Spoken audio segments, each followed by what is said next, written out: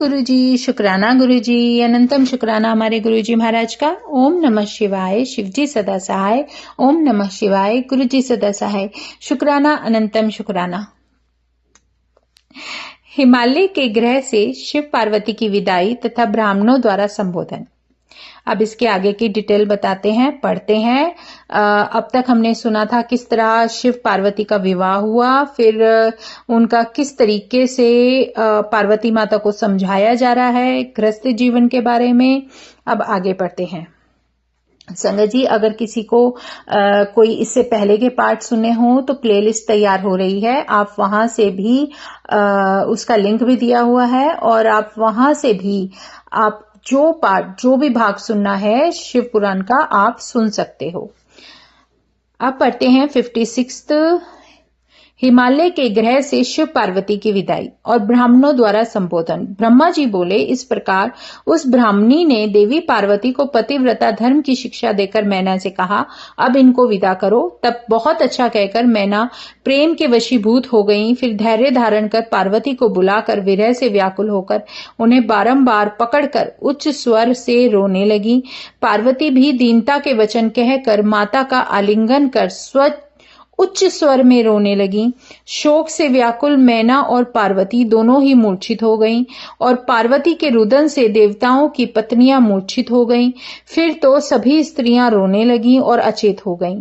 औरों की तो बात ही क्या है, विदाई के जब विदाई हो रही थी उस स्वयं जो योगेश्वर प्रभु थे वो भी रोने लगे। उसी समय अपने सब पुत्रों और ब्राह्मणों सहित हिमालय वहां आए और पार्वती को गोद में लेकर, कहाँ जाती हो, बारंबार ऐसा शब्द कह मुंह से रोने लगे।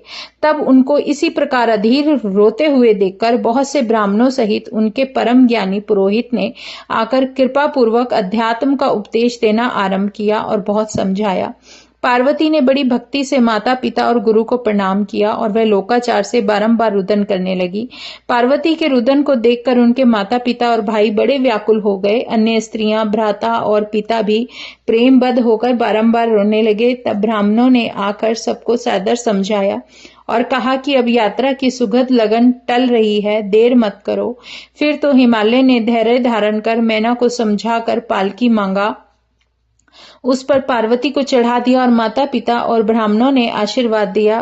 पार्वती ने माता पिता तथा अन्य द्विज पुरोहितों और उनकी स्त्रियों को नमस्कार कर प्रस्थान किया। प्रेमवश हिमालय बहुत दूर तक साथ साथ चले और वहां तक चले गए जहां तक सब देवता ठहरे थे। इसके पश्चात पार्वती सहित शिवजी अपने स्थान में आए और लोकाचार दिखाते हुए अनेक वस्तुओं का पहाड़ सजाकर विष्णु आदि सब देवताओं को भोजन कराया। भोजन कर सब देवताओं ने शिवजी की स्तुति कर उनकी परिक्रमा की और विवाह की बड़ी प्रशंसा की और फिर सब अपने अपने स्थान को आ गए। फिर मुझे और विष्णु जी को शिवजी ने स्वयं प्रणाम किया। मुझे मतलब ब्रह्मा जी बोल रहे हैं कि विष्णु जी और शिवजी ने स्वयं मुझे भी प्रणाम किया और मैंने उन्हें आशीर्वाद दिया। फिर शंकर के आगे स्थित होकर हंसने लगे और विष्णु जी ने हाथ जोड़कर बोला, शिव को प्रणाम करके उनके विवाह की प्रशंसा की और अपने स्थान को आ गए। शिवजी भी कैलाश में स्थित हो पार्वती के साथ विहार करने लगे। समस्त गण आनंदित होकर उनका भजन करने लगे। हे तात, इस प्रकार मैंने शिव और पार्वती का विवाह वर्णन किया जो शोकनाशक, आनंददायक और आयु वर्धक है। जो शिवजी में मन लगाकर यह सुनता है और सुनाता है, मतलब मैंने कहा था ना कि दोनों चीजें जरूरी हैं। जो शिवजी के अंदर मन लगाकर यह सुनता है और सुनाता है वह शिवलोक को प्राप्त करेगा। यह आख्यान परम अद्भुत और मंगलकारी है। इससे सब विघ्न शांत होते हैं तथा समस्त व्याधियों का नाशक है। इस व्याख्यान से यश की प्राप्ति होती है और यह स्वर्ग तथा आयु का देने वाला, पुत्र और पोत्रों को बढ़ाने वाला, कामदायक और भुक्ति मुक्ति प्रदायक है। इससे अल्प मृत्यु नहीं होती। इसके फायदे देखो शिव पुराण के। देखो शिव पुराण पढ़नी क्यों जरूरी है, इसको मैं दोबारा से रीड करती हूँ क्योंकि ये पॉइंट बहुत जरूरी है। क्योंकि लोगों में ये रहता है कि हमें शिव पुराण पढ़ने के लिए क्यों बोल रहे हैं।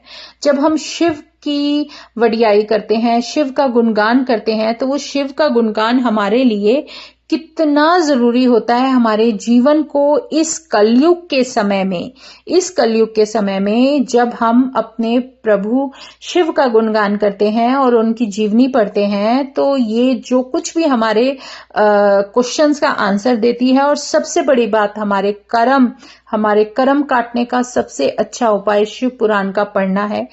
भगवत गीता हमें ज्ञान देती है, लेकिन शिव पुराण हमारे कर्म काटती है। और ये कैसे होती है, ये देखो, शिव पुराण से यश की प्राप्ति होती है, स्वर्ग तथा आयु देने वाला, मतलब स्वर्ग में भी जाओगे आप और आपकी आयु भी बढ़ाता है। पुत्र और पौत्रों को बढ़ाने वाला है, आपके पुत्र और पौत्रों, आपका वंश बढ़ाने वाला है। कामदायक और भुक्ति मुक्ति प्रदायक है, भक्ति भी देता है और मुक्ति भी देता है। इससे अल्प मृत्यु नहीं होती तथा ये महान शांति और कल्याण का दाता है। आपके घर में बहुत सारी शांति, समृद्धि, सब कुछ होती है। और इससे बुरे सपनों की शांति होती है। बुरे स्वप्न जो आपको आ रहे होते हैं, ये बंद हो जाते हैं। ये बुद्धि और ज्ञानदायक है, आपकी बुद्धि बढ़ाता है और ज्ञान बढ़ाता है। यह शिवजी को सभी अवस्था में प्रसन्न करने वाला है। विशेषतः शिवजी के प्रतिष्ठापन के समय तो इसे अवश्य ही पढ़ें और शिव संबंधी प्रत्येक कर्मों के आरंभ से ही से पढ़ें। मतलब शिव पुराण शुरू से ही पढ़ना शुरू करो, समझना शुरू करो या सुनना शुरू करो। आपके पास दोनों ही विकल्प होते हैं, या तो आप पढ़ो या आप सुनो। लेकिन आप दोनों तरीके से ब्लेस्ड हो जाते हो, पढ़ते हो तब भी, सुनते हो तब भी। और सुनते हो तो आपको और ज्यादा बेनिफिट मिलते हैं। आपके पास जब भी समय हो तभी इसको सुन लो। इसके पढ़ने से शिवजी प्रसन्न होते हैं, इसमें संदेह नहीं है। जो पवित्र होकर शिव पुराण को पढ़ते हैं उनके सभी कार्य सिद्ध हो जाते हैं। यह बहुत बड़ा सत्य है। जय गुरु जी। अब आगे का जो खंड आ रहा है वो है चतुर्थ खंड, जिसमें है चतुर्थ कुमार खंड प्रारंभ। मतलब अब जो खंड आ रहा है इसमें हम तारक और कार्तिकेय का युद्ध देखेंगे। शिवजी द्वारा गणेश जी का जो शीश अलग करके उनको हाथी का शीश लगाया गया था वो देखेंगे। और देवताओं द्वारा कैसे गणेश भगवान की स्तुति की गई और गणेश जी द्वारा शिव और पार्वती की स्तुति की गई। इन सब चारों चीजों को मिलाकर एक खंड तैयार हुआ है जिसका नाम है चतुर्थ कुमार खंड प्रारंभ। अब पहले पार्वती खंड पढ़ा था हमने, ठीक है। पार्वती खंड के बाद अब हम पढ़ रहे हैं चतुर कुमार खंड, जिसमें उनके आगे का जो वंश है, जैसे कार्तिकेय जी हैं, उनका किस प्रकार जन्म हुआ, गणपति बप्पा का कैसे हुआ, वो सारी डिटेल बताई गई है। तो इसमें फर्स्ट चतुर्थ कुमार खंड का पहला चैप्टर जो है उसका नाम है शिव पार्वती विहार। श्री नारद जी ने पूछा, ब्राह्मण, शंकर जी व पार्वती जी के पुत्र कैसे हुए? सूत जी कहते हैं, जब नारद जी ने ऐसा पूछा तब ब्रह्मा जी प्रसन्न होकर शिव जी का स्मरण करते हुए बोले, नारद जी, जब पार्वती जी के साथ विवाह करके शिव जी कैलाश पर आए और भगवान शंकर ने प्रसन्न होकर अनेकों उत्सव मनाए और देवता प्रसन्न होकर अपने लोक को चले गए, इसके पश्चात महादेव शंकर कल्याण स्वरूप श्री पार्वती को लेकर अत्यंत मनोहर दिव्य निर्जन स्थान में चले गए थे और वहां रति वर्धक शैया बनाकर सहस्रों वर्षों तक पार्वती के साथ विहार करते रहे। लोक धर्म के प्रवर्तक भगवान शंकर ने एक क्षण के समान ही इस समय को व्यतीत कर दिया। यह देखकर समस्त इंद्र आदि देवताओं ने सुमेरु पर्वत पर एक गोष्ठी की और विचार किया कि योगेश्वर शंकर ने अभी तक कोई पुत्र उत्पन्न नहीं किया, अब वे किस लिए विलंब कर रहे हैं। तब मुझे मतलब ब्रह्मा जी को अग्रही बनाकर सब देवता विष्णु जी के पास गए, अपना अभीष्ट कहा और यह भी निवेदन किया कि हजारों वर्षों से भगवान रति क्रीड़ा में रत है और उससे विरत नहीं होते हैं। तब विष्णु जी ने मुझसे कहा कि इसकी कुछ चिंता ना कीजिए, मैं स्वयं अपनी इच्छा से ही विरत हो जाएंगे। जो मनुष्य किसी स्त्री पुरुष का वियोग कराता है उसे जन्म जन्म में स्त्री पुरुषों का वियोग सहना पड़ता है। कहते हैं ना, यही तो गुरुजी ने हमें समझाया है। गुरुजी कहते हैं, जो तुम किसी के साथ करते हो, जो तुम किसी को देते हो, उसका बहुत सारा मल्टीपल होकर तुम्हें मिलता है। इसीलिए वो कहते हैं कि अच्छे बनो, किसी का दिल मत दुखाओ और जितना हो सके कोशिश करो कि अपने आप को सुधारने की कोशिश करो और अपने अंदर की कमियों को दूर करो। और उससे भी ज्यादा जरूरी है कि किसी की निंदा मत करो, किसी के दुख का कारण मत बनो। अपने आप को जितना हो सके बदल लो। अपने अंदर के भावों को जितना आप अच्छे से करके रखोगे उतना ही आपके अंदर परिवर्तन आएगा। तब विष्णु जी ने समझाया कि कोई चिंता नहीं है, वे स्वयं अपनी इच्छा से ही विरत हो जाएंगे। जो मनुष्य किसी स्त्री पुरुष का वियोग कराता है उसे जन्म जन्म में स्त्री पुरुषों का वियोग सहना पड़ता है। अतएव इसका यह उपाय है कि 1000 वर्ष बीतने पर भी तुम लोग शिव जी के पास जाकर वहां ऐसा कोई उपाय करो जिससे उनका वीर्य पृथ्वी पर आ जाए। उसी वीर्य से उनके स्कंद नामक पुत्र का जन्म होगा। परंतु इस समय तुम सभी देवता अपने स्थान पर चले जाओ और शिव जी को पार्वती जी के साथ विहार करने दो। विष्णु तथा देवताओं से ऐसा कहकर अपने अंतःपुर को चले गए। देवता भी अपने धाम को गए। फिर तो शक्तिमान के विहार से पृथ्वी कांप उठी। तीनों लोकों में भय व्याप्त हो गया। तब मुझे साथ लेकर वह देवता विष्णु जी के पास फिर से पहुंचे। स्थावर जंगम की व्याकुलता देखकर विष्णु जी ने कहा, आओ सब देवता मेरे साथ शिव जी के पास चलो। हम लोग कैलाश पर्वत पर पहुंचे परंतु शिव जी तो वहां नहीं थे, केवल उनके गण वहां विद्यमान थे। विष्णु जी ने नम्रता पूर्वक उन गणों से शिव जी का पता पूछा। गणों ने बताया कि लीला धाम भगवान शंकर हमें यहाँ नियुक्त कर पार्वती जी के मंदिर में गए हैं, परंतु ज्ञात नहीं है कि वे वहां क्या कर रहे हैं। तब हम लोग शिव जी के द्वार पर गए। विष्णु जी ने लोक प्रभु शंकर की वहां स्तुति की। तारकासुर से दुखी सभी देवता भगवान शंकर की स्तुति करने लगे। मतलब वो वहां मंदिर के बाहर खड़े होकर स्तुति करने लगे। अब जो दूसरा चैप्टर है वो है स्वामी कार्तिकेय का जन्म। ब्रह्मा जी बोले, यद्यपि शिवजी सर्व प्रकारेण योग ज्ञान मेरे प्रवीण तथा व्यक्त काम है, तथापि पार्वती जी के भय से उन्हें संभोग त्यागते न बना। वे द्वार पर आकर मुझ सहित विष्णु जी को देखकर बहुत ही हर्षित हुए।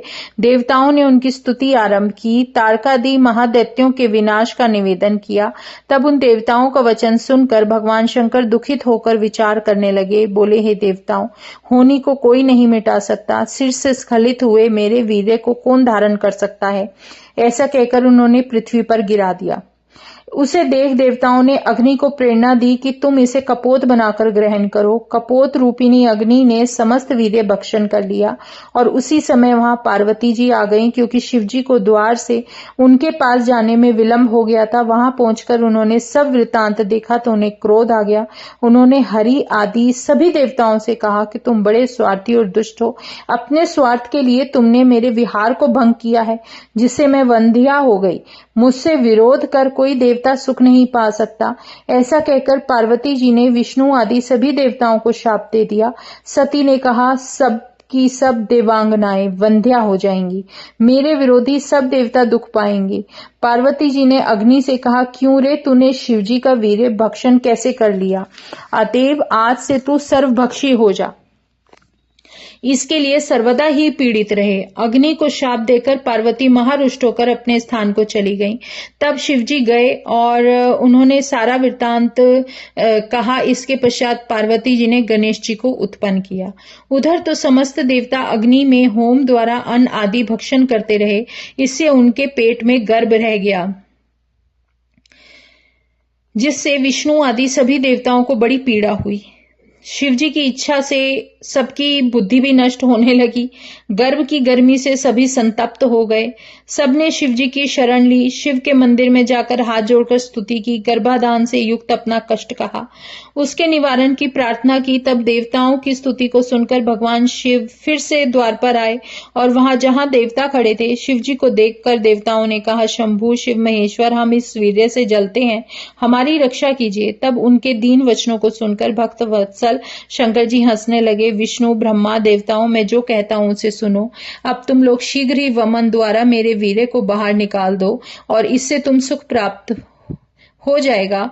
फिर तो शिव जी की आज्ञा से सबने उस वीरे को वमन द्वारा बाहर निकाल दिया और विष्णु द्वारा देवताओं का दुख दूर हो गया। सबने भक्ति पूर्वक भगवान शंकर की स्तुति की, परंतु अग्नि फिर भी सुखी नहीं हुआ क्योंकि उसका हृदय जलता ही रहा। तब उसने भी देवादिदेव शंकर की स्तुति की, कहा कि मैं बड़ा मूर्ख हूं, मेरा अपराध क्षमा करके तप को हरण कीजिए। आप 3 वत्सल कल्याणकारी और महेश्वर हैं। शिवजी ने अग्नि से कहा, तुमने वीर्य भक्षण करके अच्छा नहीं किया, परंतु अब मैं प्रसन्न हूं, तुम्हारा सब दुख छूट जाएगा। तुम मेरे वीरे को किसी स्त्री की योनि में स्थित कर दो, इससे तुम्हारा शरीर नहीं जलेगा। अग्नि ने कहा, महाराज आपका तेज बहुत कठिन है, तीनों लोकों में उसे धारण करने की शक्ति किसी में नहीं है। उस समय नारद तुम भी वहां आ गए। तब तुमने अग्नि के उपकारार्थ कहा कि अग्नि, शिवजी जैसा कहते हैं वैसा करके तुम सुखी हो जाओ। शिवजी की इच्छा से मैं तुम्हें इसका एक सहज उपाय बतलाता हूं। माघ के महीने में जो स्त्री प्रयाग में स्नान करने आए, उसकी देह में तुम इस महत वीर्य को स्थापित कर देना। ब्रह्मा जी कहने लगे कि उसी समय वहां सप्त ऋषियों की भी स्त्रियां आ गईं। माघ का महीना था, वे सब तड़के ही स्नान करने आई थी। उनमें से 6 स्त्रियां शीत से अधिक आर्द्र होकर अग्नि ज्वाला के समीप गईं और अग्नि को तापने लगी। फिर तो उसी क्षण उनके रोमों द्वारा शिवजी का वीर्य कण उनके शरीर में प्रवेश कर गए। अग्नि दाह रहित हो गए और वह अंतर्ध्यान होकर शिवजी का स्मरण करते हुए अपने स्थान पर आ गए। इस प्रकार 6 की 6 स्त्रियां जो थीं महर्षि की, सप्तऋषियों की, वो गर्भवती हो गईं। जब उनके पतियों को ये सब पता चला तो उन्होंने उन्हें त्याग दिया। उन 6 को उन्होंने व्यभिचार पर प्रताड़ित किया, मतलब उनके ऊपर आरोप लगाया कि तुम तो व्यभिचार करती हो। हे हिमालय, वे सारी की सारी हिमालय पर जाकर तप करने लगी। वहां उन्होंने उस गर्भ को त्याग कर शांति प्राप्त की, परंतु जब वह पर्वतराज भी उस गर्भ को सहन ना कर सका तो गंगा जी में गिरा दिया गया। ये देखो, ये जो हमारे शंकर भगवान है, उनमें कितना तप और अग्नि थी, कितना बल था कि उसको कोई बर्दाश्त नहीं कर पा रहा था। गंगा जी भी सहन ना कर सकी, गंगा जी, और उन्होंने अपनी तरंगों से उसको सरकंडे के वन में त्याग दिया। वहां पर एक तेजस्वी बालक हो गया। इस बीच ये इतना समय गुजर गया कि वो पूर्णता, वो जो अंश था भगवान शंकर का, वो एक बालक के रूप में परिवर्तित हो गया, जो कि सरकंडे के वन में त्यागा गया था। और वो जब बालक बना तो मार्ग शुक्ल षष्ठी के दिन शिव के पुत्र का पृथ्वी पर प्रादुर्भाव हुआ। उसके आरवी मूर्त होते ही हिमालय पर शिव पार्वती को भी बड़े आनंद की अनुभूति हुई। आकाश में दुंदुभियां बजने लगीं और सरकंडे के वन में उस बालक पर फूलों की वर्षा हुई।